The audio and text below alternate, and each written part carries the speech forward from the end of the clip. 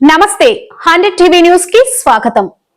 Telangana electricity SC ST employees welfare association రాష్ట్ర ప్రధాన కార్యదర్శిగా బక్క దానయ్య ఎన్నిక. Telangana electricity SC ST employees welfare association రాష్ట్ర ప్రధాన కార్యదర్శిగా బక్క దానయ్య ఎన్నికయ్యారు. ఈ సందర్భంగా శుక్రవారం బాలసముద్రంలోని విద్యుత్ కార్యాలయంలో విలేకరులతో మాట్లాడుతూ ఈ నెల 22న హైదరాబాద్ లోని బాగ్ లింగంపల్లిలో నిర్వహించిన సర్వసభ్య సమావేశంలో రాష్ట్ర ప్రధాన కార్యదర్శిగా తనను గెలిపించినందుకు సభ్యులకు కృతజ్ఞతలు తెలిపారు. రాజ్యాంగ హక్కులను, పెండింగ్ సమస్యలపై పూర్తి స్థాయిలో అమలుపరిచే విధంగా మేనేజ్మెంట్ పైన, ప్రభుత్వం పైన ఒత్తిడి తీసుకువచ్చి సాధించుకునే దిశగా తమ సంఘం తరపున పోరాడతామని ధీమా వ్యక్తం చేశారు. Electricity SC and ST employees welfare association general body meeting 22వ తారీఖున సుందరయ్య విజ్ఞాన కేంద్రం బాగలింగంపల్లి హైదరాబాద్లో జరపబడింది. దానికి ఈ అసోసియేషన్ ప్రతినిధులు, మెంబర్స్ అధిక సంఖ్యలో అటెండ్ అయ్యి జయప్రదం చేసినారు. వాళ్ళందరికీ ధన్యవాదాలు. అందులో జరిగిన ఆ సమావేశంలో ఎలక్షన్స్ కూడా నిర్వహించడం జరిగింది. ఆ ఎలక్షన్స్లో మరి నన్ను బక్క దానయ్య ఏడీ ఆపరేషన్ రూరల్ హన్మకొండను ఈ రాష్ట్ర సెక్రటరీగా ఎన్నుకున్నారు. ఎంతో విశ్వాసంతో నేను వారందరికీ కూడా ధన్యవాదాలు తెలియజేస్తున్నాను. మరి వారు నా మీద ఎంతో విశ్వాసం పెట్టి ఈ సంఘాన్ని మంచిగా నిలబెడతాడు, నడుపుతాడు అన్న నమ్మకంతో ఏదైతే ఎన్నుకున్నారో నేను ఆ విశ్వాసాన్ని నిలబెట్టుకుంటా. ఎస్సీ ఎస్టీ ఉద్యోగుల బాగు కోసం ఈ అసోసియేషన్ను మిగతా అసోసియేషన్లకు ధీటుగా నడిపిస్తా అని నేను వారికి హామీ ఇస్తున్నాను.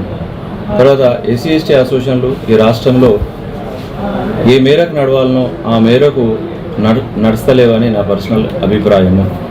ఎందుకంటే బాబాసాహెబ్ అంబేద్కర్ ఇచ్చిన రాజ్యాంగం ప్రకారం ఎస్సీ ఎస్టీ ఉద్యోగస్తులకు ఏవైతే ఫలితాలు అందాలనో ఈ రోజు వరకు కూడా పూర్తి స్థాయిలో అందుతలేవు. ఉదాహరణకి ఎడ్యుకేషన్ జీవో 31/8/1977లో ఇష్యూ అయినది. దాని ఉద్దేశం ఏంటంటే ఎస్సీ ఎస్టీలు చదువులో వెనుకబడ్డానికి, చదువుకునే అవకాశం లేనందుకే వాళ్ళు వెనుకబడ్డారు. కాబట్టి ఉద్యోగాలు వచ్చినప్పటికీ పై చదువులు చదవడానికి వాళ్లకు 2 years వేతనంతో కూడిన సెలవు ఇవ్వాలని ఆ జీవో చెప్తుంది. ఆ జీవో నెంబర్ 342. దౌర్భాగ్యం ఏంటంటే ఒక 10 ఏళ్ల నుంచి నేను దాన్ని రిప్రజెంట్ చేస్తూ వస్తున్నా. మొన్నటి వరకు నేను ఈ అసోసియేషన్ కంపెనీ సెక్రటరీగా కొనసాగిన, పలుమార్లు నేను విన్నవించుకున్నా, పలుమార్లు రిప్రజెంట్ చేసిన, ఇప్పటికీ ఆ జీవో అమలుకు నోచుకోవట్లేదు. ఇప్పుడున్న సీఎండీ గారు కూడా మరి పాజిటివ్గా రెస్పాండ్ అయ్యిండు. ఆ జీవోను అమలు చేద్దాము అని హామీ ఇచ్చారు. వారికి ధన్యవాదాలు.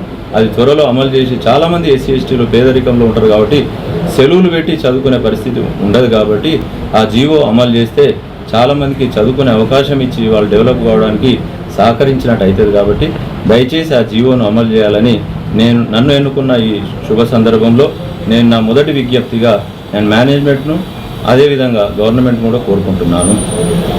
అదేవిధంగా ఇంకా చాలా పెండింగ్ ఇష్యూస్ ఉన్నాయి. Rule of reservation in conversions దాదాపు ఈ రాష్ట్రంలో ఉన్న 4 ఎలక్ట్రిసిటీ సంస్థల్లో కూడా అమలైతలేదు. చాలా బాధాకరం. అది 2006లో దానికి సంబంధించిన జీవో వచ్చింది.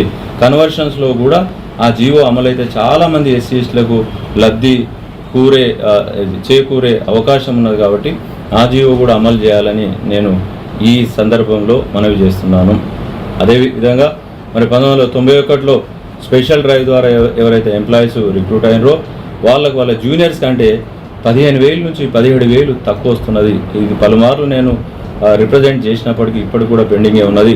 మేనేజ్మెంట్ నువ్వు రిప్రజెంట్ చేసింది న్యాయమే అంటుంది, కానీ ఇప్పటిదాకా దాని పరిష్కారం చేయలేదు. కాబట్టి ఇప్పటికైనా ఆ సీనియర్స్ ఎంతో మనోవేదనకు గురవుతుండ్రు. జీతం తక్కువ వస్తుంది, సోషల్ స్టేటస్ కూడా తగ్గుతుంది, మనోవేదనకు గురవుతుండ్రు. ఒక సీనియర్కు ₹1 ఎక్కువ రావాలి, కానీ 17,000 తక్కువ వస్తే వాళ్ళ జూనియర్ కంటే ఎంత ఆవేదన ఉంటుందో దయచేసి అర్థం చేసుకొని ఈ సమస్య కూడా పరిష్కారం చేయాలని నేను మనవి చేస్తున్నాను. ఇదే మాదిరిగా ఇంకా చాలా ఉన్నాయి చెప్పుకుంటూ పోతే. నన్ను ఎన్నుకున్న ఈ సందర్భంలో ఈ రాష్ట్రంలో ఎస్సీ ఎస్టీ అసోసియేషన్ను మంచి ఐక్యత కూడగట్టి బాగా డెవలప్ చేస్తూ మేనేజ్మెంట్ సహకారంతో, గవర్నమెంట్ సహకారంతో, మా అసోసియేషన్ ప్రతినిధులు, మెంబర్ సహకారంతో ఈ అసోసియేషన్ను మంచి స్థానంలో నిలబెడతా. ప్రతి ఎస్సీ ఎస్టీ ఉద్యోగస్తునికి ఈ సంఘం ఉన్నది అన్న ఒక ధీమా కల్పిస్తా అని నేను హామీ ఇస్తూ ధన్యవాదాలు చెప్తున్నాను.